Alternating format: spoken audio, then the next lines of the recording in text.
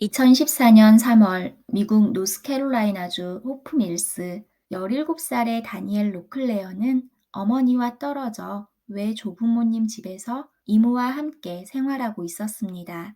3월 11일 밤 9시 반이 지난 시간에 같은 동네에 사는 친구 알렉시스에게 빌린 책을 주고 오겠다며 할아버지께 허락을 구합니다.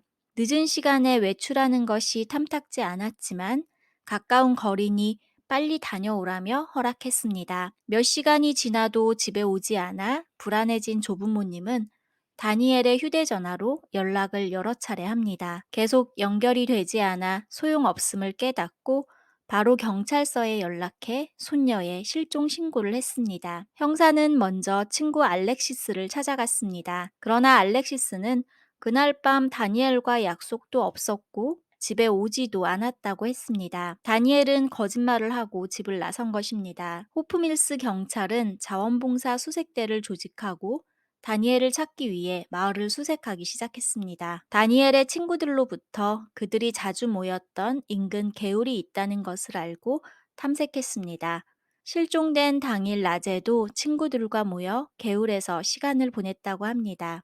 그곳에서 다니엘을 찾진 못했지만 여성의 양말을 한 짝 발견했습니다. 형사는 실종된 밤 친구의 집이 아니라 개울로 향했을 수도 있다고 생각합니다.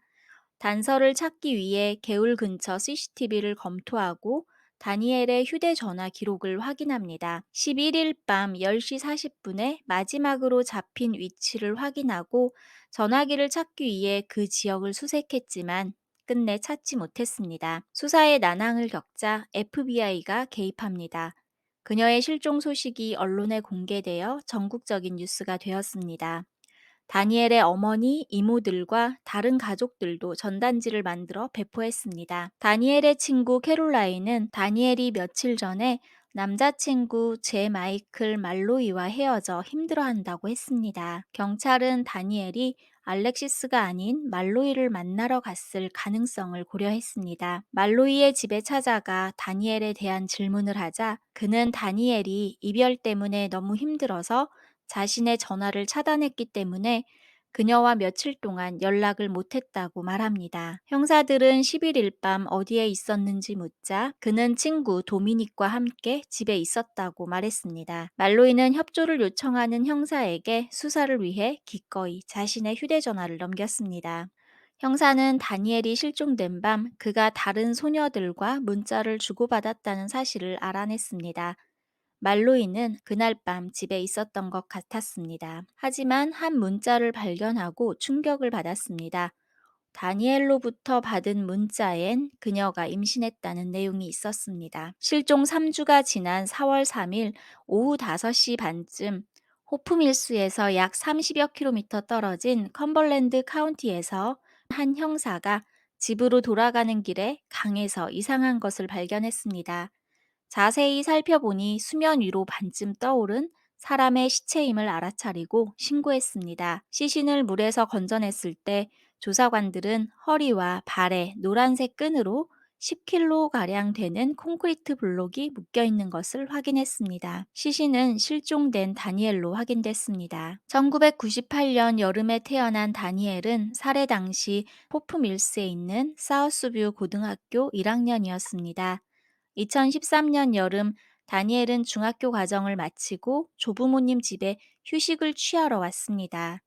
그곳에서 그녀는 오트리빌 교회에 다니며 청소년 여름 캠프에서 어린 아이들을 멘토링했습니다. 말로이와 다니엘은 교회에서 처음 만났고 곧 두 사람은 연인이 되어 데이트를 시작했습니다. 여름이 끝나고 집으로 돌아가야 했지만 다니엘은 남자친구와 헤어지기가 싫어 어머니를 설득해 조부모님 집에서 고등학교에 다니도록 허락받았습니다. 그녀는 말로이와 같은 고등학교에 입학했지만 끝내 비극적인 운명을 맞이했습니다. 그녀의 가족이 애도하는 동안 경찰은 개울에서 발견된 것과 일치하는 양말이 그녀의 입 안에 있다는 사실을 알게 되었습니다. 다니엘의 시신이 회수된 장소는 말로이의 집에서 2km도 채 안 되는 거리였습니다.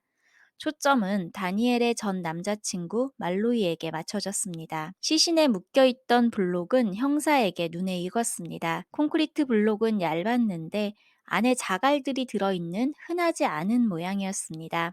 하지만 이 블록은 며칠 전 말로이의 집에 갔을 때 그의 집 차고 옆에 쌓여 있던 블록들의 모양과 비슷했습니다. 경찰은 영장을 받아 말로이의 집을 수색하여 차고 옆에서 콘크리트 블럭과 노란색 나일론 끈을 발견했습니다. 또한 말로이의 집에서 가까운 고속도로 중앙 분리대에서 다니엘의 휴대전화를 발견합니다.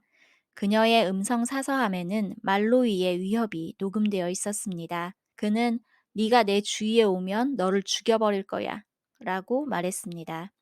경찰은 말로이를 체포하고 전 여자친구를 살해한 혐의로 기소합니다. 말로이는 처음 다니엘의 살해 사실을 부인했지만 신문 받은 지 4일 만에 자백했습니다. 커플이 처음 사귀기 시작했을 때 다니엘은 매우 통통 튀는 귀여운 여자친구였습니다. 그러나 좋은 시간도 잠시 커플은 다툼이 잦아졌고 싸우고 화해하기를 반복합니다. 사귈수록 다니엘의 감정 기복이 상당했습니다. 말로이는 결국 6개월도 안 돼 이별을 선언합니다. 하지만 다니엘은 헤어질 마음은 없던 것인지 말로이에게 연락해 만나자고 합니다. 3월 11일 밤 다니엘은 할아버지께 거짓말을 하고 말로이를 만나러 개울가로 향했습니다. 그녀는 그를 만나 문자로 보냈던 것처럼 임신했다고 말했습니다. 말로이는 머리가 멍해졌습니다. 아직 고등학교 졸업도 못했는데 아빠가 된다니. 그는 다니엘에게 임신 테스트기를 사용해 확인하자고 했습니다. 하지만 다니엘은 완강히 거부했습니다. 그리고 화를 내며 말로이를 때립니다. 몇 번 받아주다가 말로이도 점점 화가 났습니다. 다니엘에게 자신은 벌써 아빠가 될 생각이 추호도 없다며 언성을 높였습니다. 화해는커녕 싸움만 커지자 다니엘이 집으로 돌아가려고 몸을 돌렸을 때 말로이는 뒤에서 다니엘의 목을 움켜잡았습니다. 그리곤 그대로 양손으로 짓눌렀습니다.